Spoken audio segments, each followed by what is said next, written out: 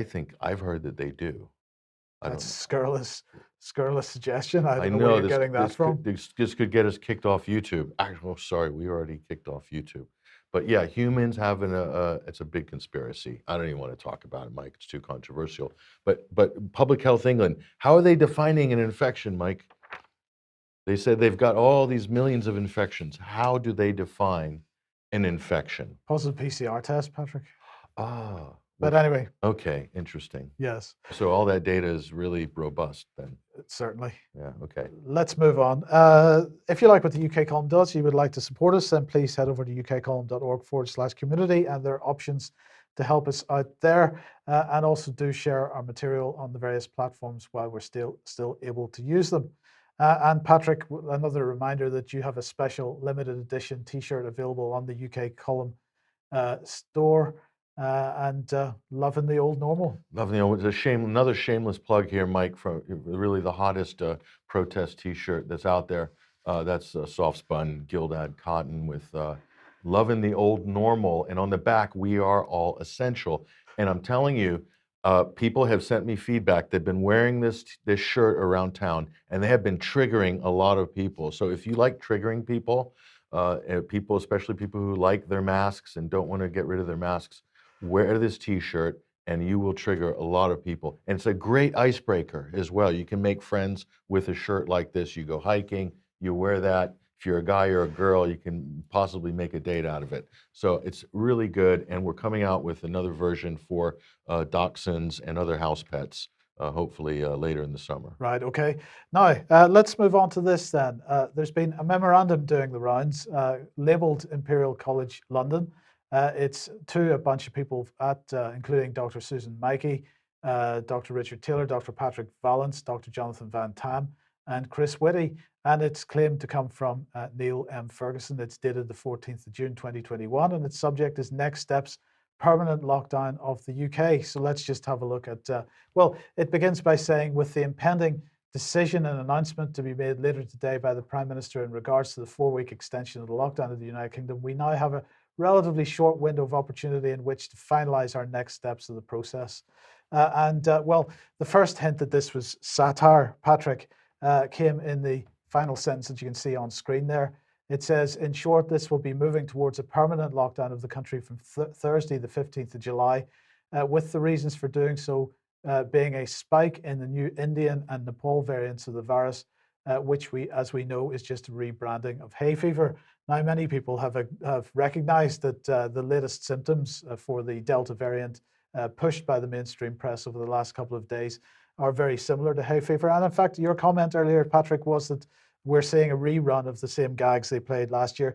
This was a gag that they played last year as well by rebranding hay fever as COVID symptoms. But let's look at what else this memorandum says. If we can get the message out that because these variants are going to be multiple and will completely crash the NHS if not correctly dealt with and immediately, then the public should be compliant, and the compliance and unquestioning nature of the masses will be crucial in getting us across the finishing line, and so on. And they start talking about Kalergi and the WEF/Schwab plan. They misspelled Klaus Schwab, I think. Yeah. I think so, yeah. And further reasons such as the environment and water scarcity, food shortages, and global finance and mass inflation, culminating in finalization of the UN, WHO, and WEF joint global Kalergi plan in 2025. Yeah, a little bit too much on the Kalergi there. That sort of gave it away, didn't it? It did, yes. So they're absolutely getting all the buzzwords out. And then, of course, we've got a whole bunch of new variants. The capital variant centered in London, the Dorset variant centered on Bournemouth, the border variant centered on England-Scotland border. So anyway, this was originally, Patrick, as far as I can discover, originally appeared on 4chan, the discussion forum. Okay. Of course. Okay. But what was very interesting, that all the while that this was being spread around like wildfire on social media, that if anybody had gone back to the 4chan discussion thread, they would have seen that almost immediately many comments saying, well, this is nonsense, it's fake news, it's satire, whatever it is. So the 4chan people very quickly got to grips with what this actually was, completely fake. Now, so why has it been created? Well, it could be somebody having a joke. It could be It could be the government at work Or tracking the trend through social media. Or it could be Christopher Steele. I mean, it's got that sort of fantasy fiction style of writing that you saw in a lot of stuff coming out of Christopher Steele's workshops there with regards to the fake Trump reports. So it's clearly a hoax when you read it. And if actually the easiest way, and I'll let you in on our secrets, okay, how we do vetting of forensic documents, you just go and you do a search for Imperial College documents, and you can probably find even letters from Neil Ferguson online. You do it, you match the fonts, you match the letter format. Institutions have certain formats in which they draft memos and letters, and you just compare the styles and the structure and so forth. That's the first way that you can eliminate. And then you just look at the text. If it's too obvious, then obviously. But people out there that like, when they see Kalergi, they get triggered. So they think, oh, it says Kalergi and no one's talking about Kalergi, so therefore it must be true. It says Klaus Schwab on it, and they're not talking, the media's not talking about Schwab, so this must be secret, must be a secret document. I mean, how people can fall for this stuff. And some people even know that it's fake, Mike. They even know it might be fake. They share it on social media and they push it through Facebook messaging and Telegram groups anyway, okay? And why? They say, and I've challenged people on this, they say, well, it might be fake, it might be true, but these people are evil and, you know, we need to still, you know, push it out anyway, just in case. Let me tell you, that's exactly what the mainstream media do with their fake news. And you challenge somebody in the mainstream circles, they say, hey, that's a fake story about Trump or Russia. And they say, it's okay, it doesn't matter, he's still in collusion, colluding with the Russians. He's Putin's agent. So I don't care if it's false, push it out anyway. So listen, do not adopt the exact same attitude that mainstream media and mainstream political people have for fake news, because this is the source of all of our problems, okay? So if you're in the alternative community, you should have a little more discernment, at least more than the mainstream crowd when it comes to the fake news, okay? That's all we're saying. Well, that's a very good point. And the other point that I just want to make is, I'm just going to put this back on screen again. This, just to give people, again, an idea of the scale of the government's censorship network. Now, what they are doing is they are pushing, they're seeding fake information into social media networks. They're using the National Security Communications Team, the Rapid Response Unit, the fake news units to do this. They're then monitoring how that information spreads, how it's shared, who's sharing, who are they sharing it to, what kind of information in a piece of, in a meme or whatever it happens to be, what is it that triggers people and causes them to share it? They are using this to build justification for the online safety bill, which is coming into Parliament in the coming weeks. And if that bill passes, and if we give them the ammunition to allow that bill to pass, then that will shut down freedom of speech on the internet 100%. So we have got to stop. We have got to make sure that there is no justification given to anybody to push that bill through, and we've got to start campaigning with our MPs to make sure that that bill doesn't pass in its present form. It is not necessary. The kinds of justifications that they're using for it, child sexual exploitation online, terrorism content online, there are already laws in place to deal with those things. The police already pursue cases, and they have done for years, Mike. Right. So why do you need a new raft? So the new raft of legislation is there to deal with what the government is branding as disinformation and misinformation. That's all it's for. Which is anything that challenges the official narrative, right? Basically. And the more of that type of material that gets spread, then the more justification that they will perceive that they have for pushing forward with that piece of legislation. And that, I think, is the danger here as well. So before you hit share, take a deep breath, look at what you're looking at there, go look at other sources, see if anyone else is talking about it.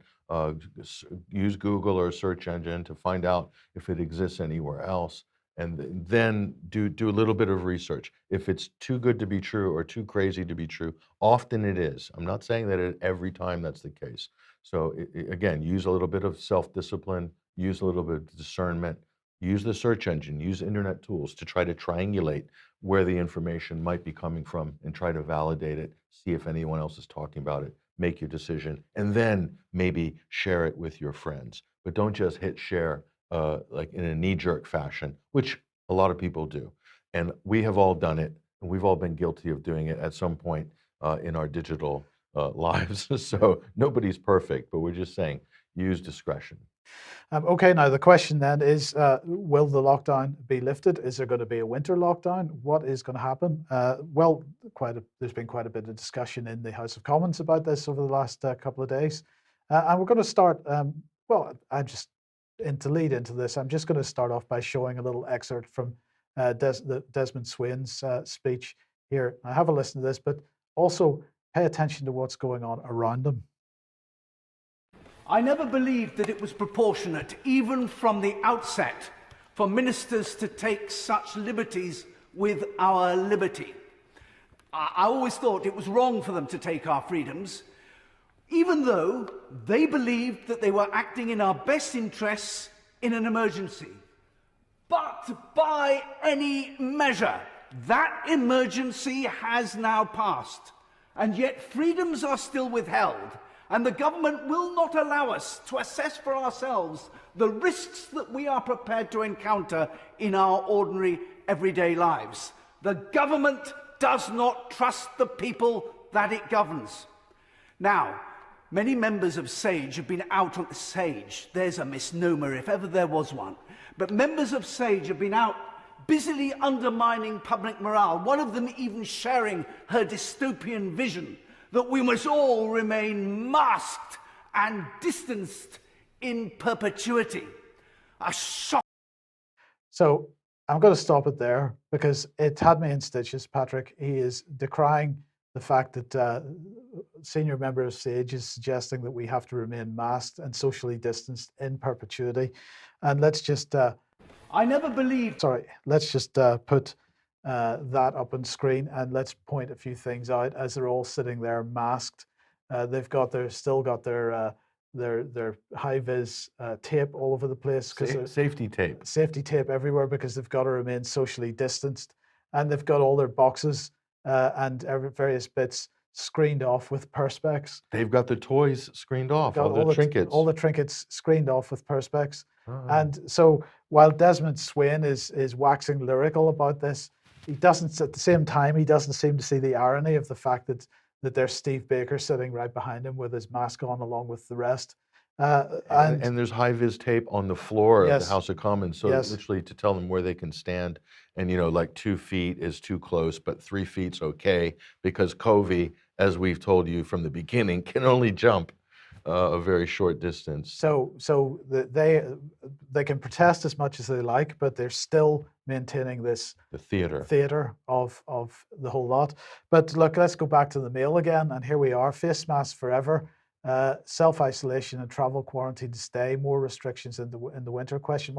Leaked step 4 Whitehall document reveals how new normal could look even after July 19th, New Freedom Day, as MPs voted through the delay.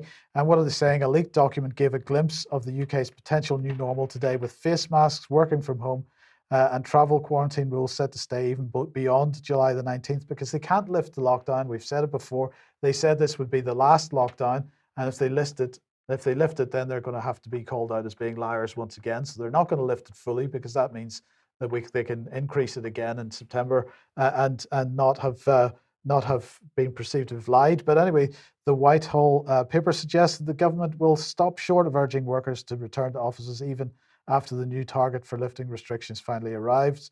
There's also suggestion that face masks will be needed in some settings long term, as well as keeping post-travel isolation rules. So this document was apparently seen by Politico. It emerged as Boris Johnson's crunch bill to delay the return to freedom passed through the House of Commons, winning 461 votes and 60 against. Victory was guaranteed for the government as Labour threw its backing behind the extension of the restrictions. So the opposition Labour. The opposition Labour providing no opposition at all. Now, what did Boris Johnson have to say about it? Well, he said this: "Nobody, least of all me, wants to see COVID restrictions last forever." And so this is typical political language. He's not denying that COVID restrictions will last forever. He's not saying COVID restrictions are not going to last forever. He's not saying that. He's saying that he doesn't want to see COVID restrictions last forever. Yeah, he's feigning that he would be gutted if restrictions were to extend. It's like the